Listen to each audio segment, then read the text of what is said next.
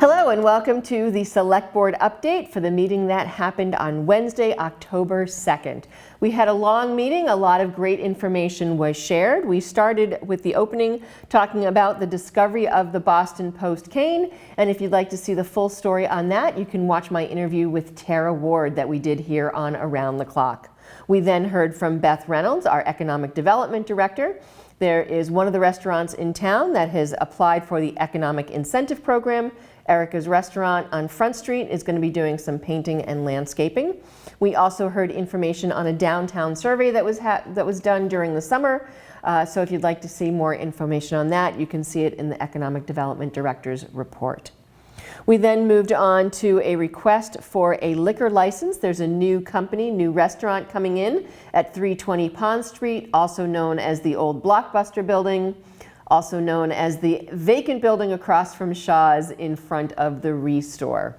They are a company, they own Bill's Pizza in Hopkinton, and they are coming in with an American cuisine restaurant. We did approve their liquor license and they are hoping to open in March, so be on the lookout for that. From there, we got an update on some noise complaints by Chief Alfano. He did speak with the management at Honto. He gave them some suggestions, and at this point, the Select Board is going to be inviting them, Honto, in for a hearing at our first meeting in November, hoping that they took some of the suggestions that the chief gave them in regards to soundproofing and sound levels and other things like that. From there, we had an update from the Stormwater Committee. The Stormwater Committee worked very hard in regards to rates for our stormwater fee that got implemented in July of this year. A great presentation talking about what they've been working on and what they're going to continue to be working on due to the new MS4 federal permits that we have to work with. A lot of great information on catch basins and what they're doing to keep those clean, as well as keeping the roads clean. We then got an update from our Town Forest Committee. Again, great presentation. A lot has been going on in the Town Forest. Some of our parking lots have been expanded. Some of the trails have been cleared. We've added some new parcels to the Town Forest.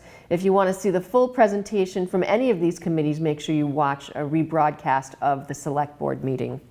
And also, if you want to get out in the Town Forest, the maps and the plans are available as you walk and park at the Town Forest. So hope to see you out there. We then had an update from the Nyanza Advisory Committee.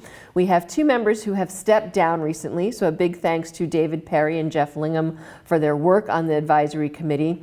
There's going to be a 5-year report presented by the EPA coming out probably within the next 3 to 4 months, and the Advisory Committee will do some kind of presentation with that, and then most likely we'll look to dissolve that committee because most of their work is done. We then heard from the Ashland Affordable Housing Trust. They let us know the status of their funds, what are some of the things that they've been working on, and it was mentioned that we should look at inclusionary zoning, which basically means as someone develops, they have to include affordable, so something to be looking for possibly in the future. We then talked about the Select Board and Town Manager priority project updates. No big update on the public safety building, except that they're going to be doing their abbreviated notice of resource delineation on the property, and they'll be filing that soon. We had an update on the Riverwalk project. The York is the company that is putting the bridge in place, the large span. They have most of it in place, and they'll be putting on railings within the next week or two. So hopefully you have an opportunity to get out to Mill Pond and go check out that bridge and the Riverwalk. We then had an update on the downtown project. The lining of the water mains has been complete, and most of the temporary water lines have been removed from downtown, so all those bumps and lines are just about gone. Summer Street is getting finished up this week and early of next week. There was discussion about timing of the downtown project due to trying to work with Eversource, so be prepared for more updates on that. We then had a quick recap of the Rail Transit District. The YMCA have cut a trail into the side of the road, of the MBTA access road, where their site is going to be, so if you see that. The solar project, they've been cutting down woods. It's a 7-acre site on the rear of the cap on the MBTA access road. Many trees have come down. That is for the solar project. We have been told that they'll be putting some trees back as buffering and around the solar.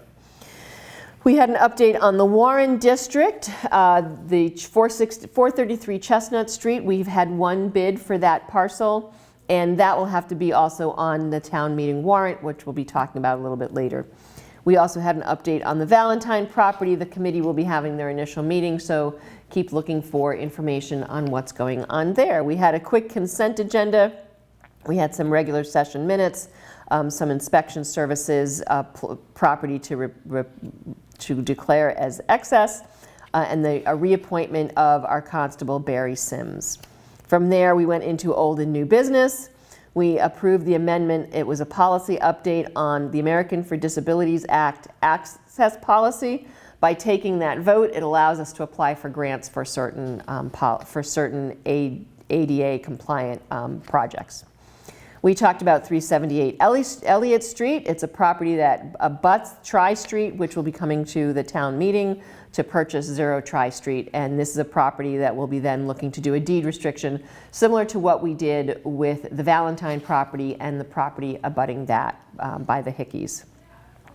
We had a quick update on the Eversource project, the status of our declaratory judgment proceeding. We've been put on the regular track, so it could be a 34-month process before anything happens with the declaratory judgment. We're not sure what that will do to the impact of what the siting board is doing in regards to their work to the Eversource project. So just keep paying attention and asking questions. It's an ongoing process. We selected a new date for our workshop on our visioning, and that'll be happening on November 13th for the Select Board. The National Citizen Survey, if you were one of the 2,700 people selected to participate, you will have gotten a first notice, and even if you've responded, you may have gotten a reminder to do it because the survey is anonymous, so we don't know who has completed the survey.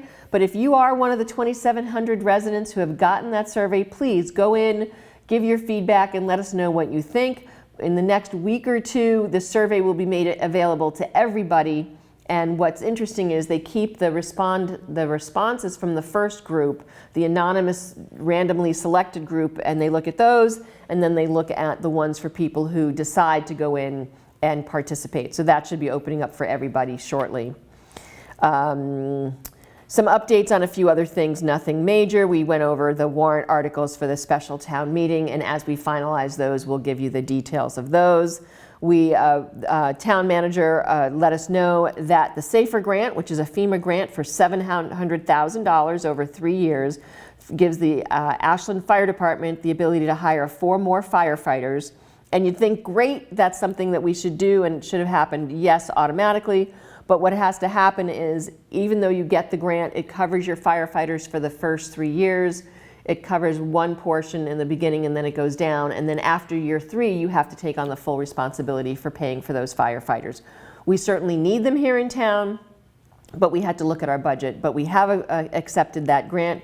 Congratulations and thank you to Lieutenant Bolin, who helped write the grant and helped get it for Ashland. We have had a change in service for our custodial services at some of our town buildings. So for Town Hall, the police station, Public Works building, and the community center, there is now a cleaning company that is coming in the evening. So if you see lights on in some of those buildings, it's because the cleaning company is there. We heard that it's going to be about a cost neutral, no real savings, but no extra cost. And the quality of the cleaning will probably be better because rather than having one person trying to do it, it's multiple people coming in from these cleaning services. And that was it. Like I said, it was a long meeting. If you caught us at all, it was probably after 11 o'clock before we wrapped up. Great discussion. If you want to see any details on any of these items, make sure you catch the rebroadcast. Thanks for watching this update and this reduced version of the Select Board meeting that happened on Wednesday, October 7th.